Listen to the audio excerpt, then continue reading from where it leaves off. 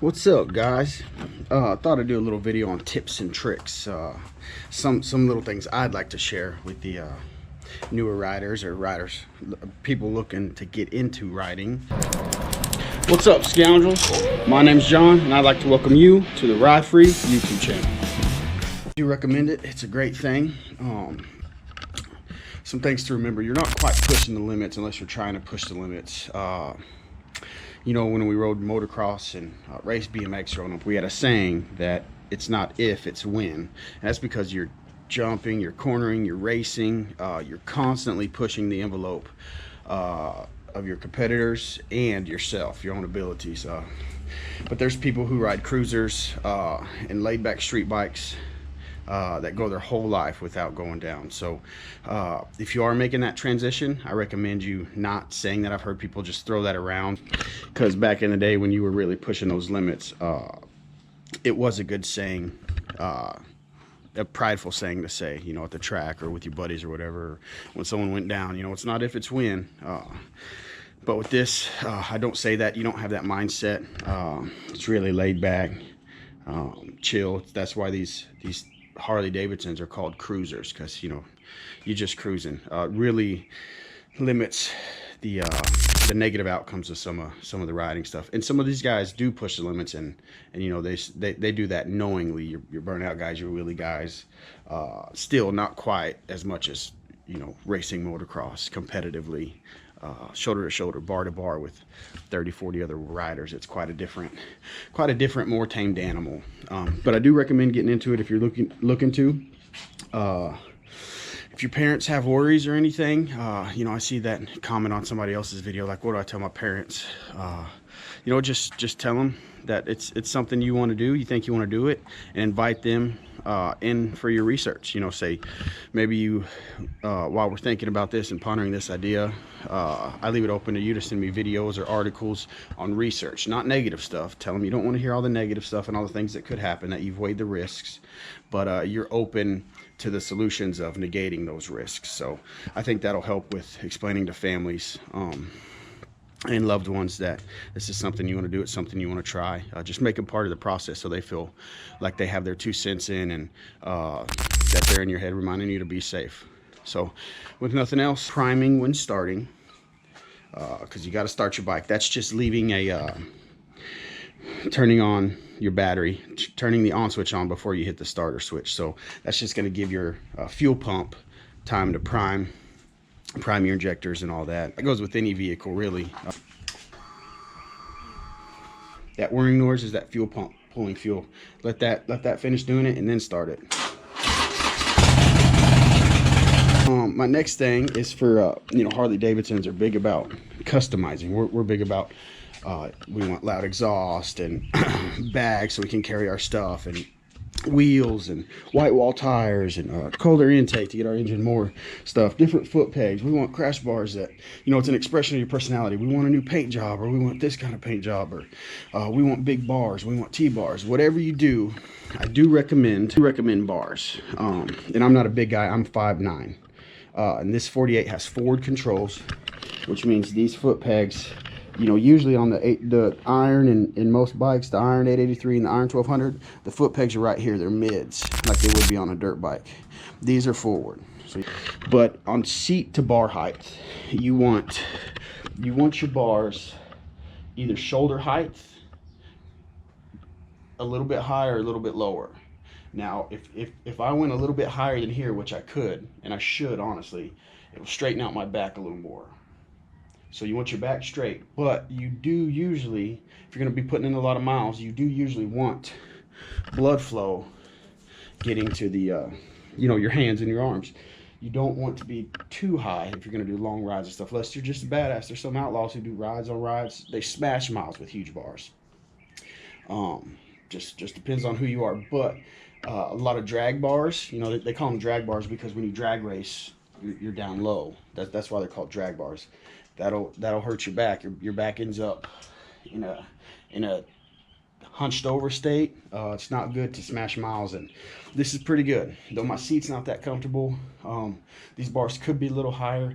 It's a good medium ground. I do find myself slouching sometimes because I don't have to I don't have to stay with my back straight to get flow to my arms. There's flow either way. So that's another tip. Your seat to bar height, you want them around shoulder height, give or take. The third one I have on this list is vision / corner vision. That's another thing about being hyper vigilant. You want to be mentally and visually hyper vigilant when you're on the road. Defensive driving is an okay term in my book, because you do kind of want to look out like your defense. Like when you play defensive football, you read and then react. So you don't necessarily want to be on the defense as far as something happening and then you being able to act. You want to be visually scanning and stuff like that. I try to stay a few steps ahead. So when I got a good perception on what's going on directly around me, if I'm approaching lights and stuff, I'm with my peripherals. I'm also looking at if there are cars coming this way and that way, and if they got the light, if one's going to run a yellow light, or if someone's turning out in the intersection I'm going through. You just want to be hyper vigilant, and that'll really help you get into a flow of riding to where you find where you fit best riding, and it really flows smoothly, and you'll be able to see things before they happen usually. Just have that mindset every time you get on the bike. You want to kind of be hyper vigilant, and that helps with corner vision too. If you're approaching a corner and downshifting and really riding hard, we'll get into the downshifting for corners later. You want to spot where you are on the asphalt at first, and this is all in approaching the corner. So if I'm approaching a corner, I'm spotting where I am, and once I get down to speed to make the corner, I'm looking where I want to go. Also checking the asphalt, checking the pavement, checking everything that is in my line, because bumps matter, potholes matter, gravel matters. You don't want to get into any of that. So you want your vision far enough ahead to where you can assess how much you have to slow down, whether it's gearing down or just combo braking or just rear braking, or a mix of it all, which a lot of riders usually do use when they're in corners and they ride hard and they're used to riding. You use a mix of everything. You want to be able to get down to speed to that corner, and if there's a tree in a certain spot where you can check oncoming lane before you get down to speed, and then while you're turning, of course, you're looking where you want the bike to go, but you're also peeping the oncoming lane still. And then once you're not out of that corner, you got it navigated, your eyes are going to start checking for the next corner. And that's really where riders separate. It's not that one doesn't have, when they say skills, it's not that your arms and feet, you can't do it and you don't know how to downshift, or you can't slow down, right? It's that to keep up with the flow of how you want to ride, you can't keep up with the vision, the hyper awareness, and the bodily functions of riding and staying in the flow, checking the curves, the road conditions, the oncoming traffic, and that's just you alone. You got a buddy on that, you gotta feel that too, and that's also one of the highs that comes with riding, is performing in all those conditions. It's really great. And then I suggest slowly working up to all that. You can use some of these tips and tricks slowly, get used to them, practice them slow. If you slow down way too slow for that corner and it's lame, that's fine.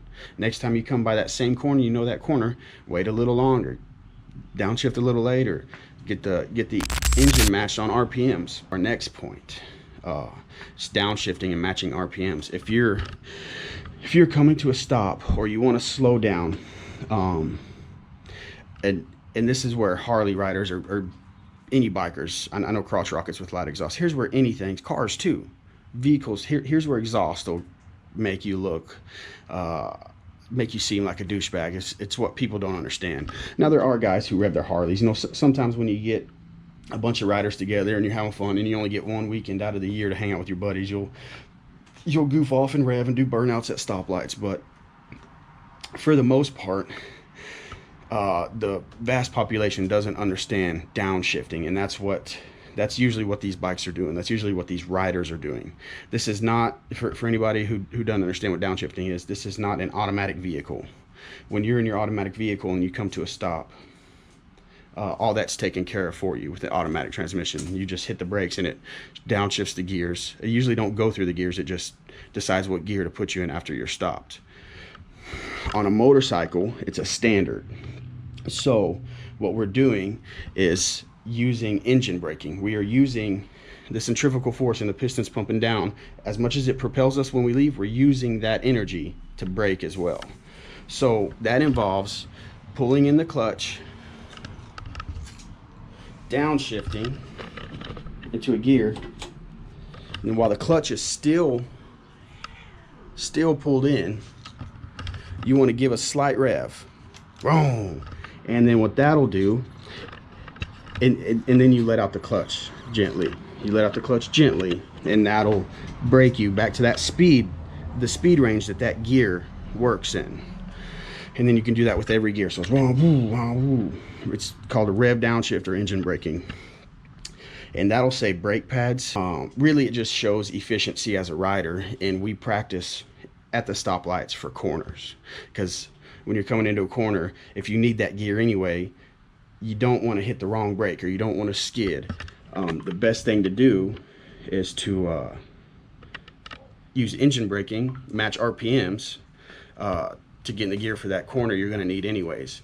So instead of braking, staying in fifth gear, braking, getting in the corner, going through it, and then coming out, slowly releasing the clutch on the other side, and taking out of the corner slow, what you can do is you can come into fifth, match RPM, downshift into fourth, boom, and then let the clutch out, and then it decels you into the speed you need for that corner.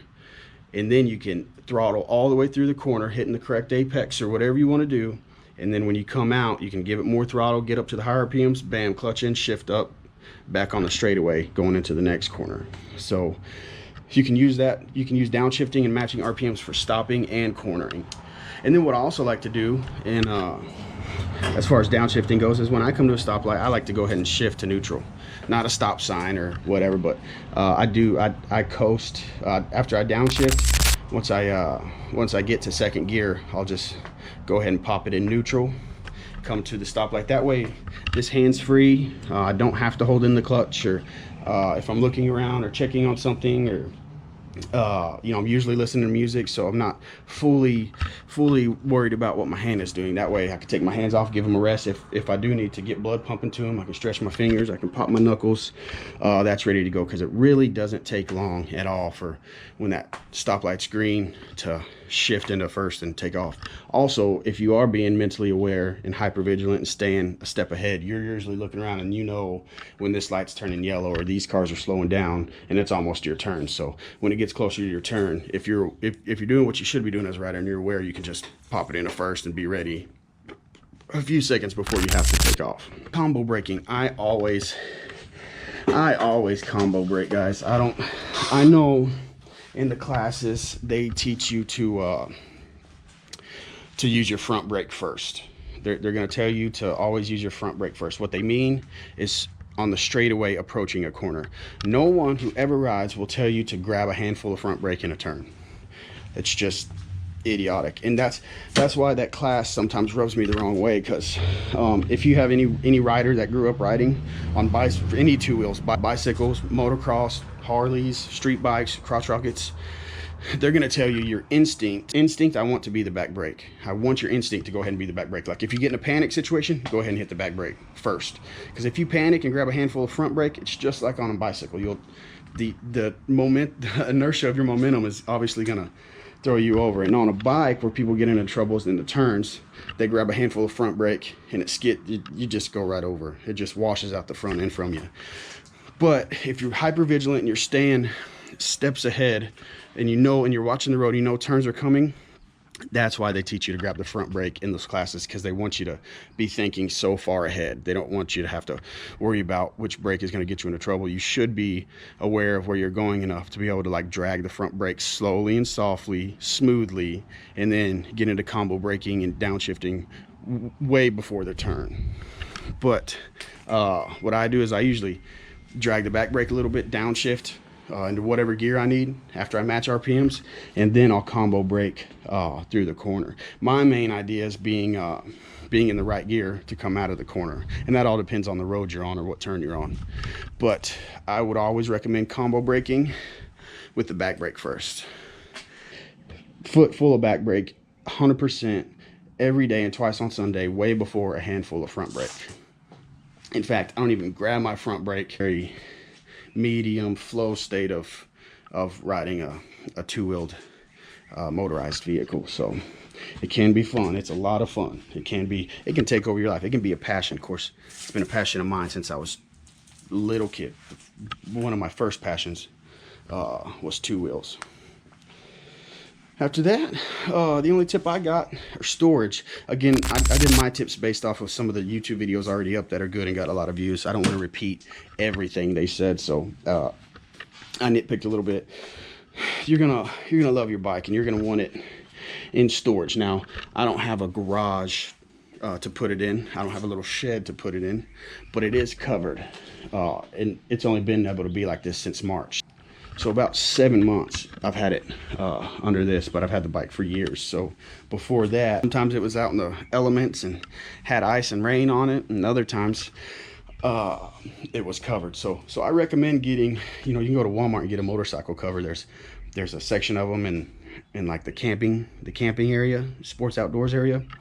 On the back of the boxes, they'll have a guide of what they fit. I'll try to find a manufacturer on Amazon that makes a good cover for all size bikes, and I'll link it below this video, just for anyone who does still have their bike out in the weather all the time. They can get a cover, and that way you don't have to worry about it, man. All right, guys, I hope this helped y'all in some way, somehow.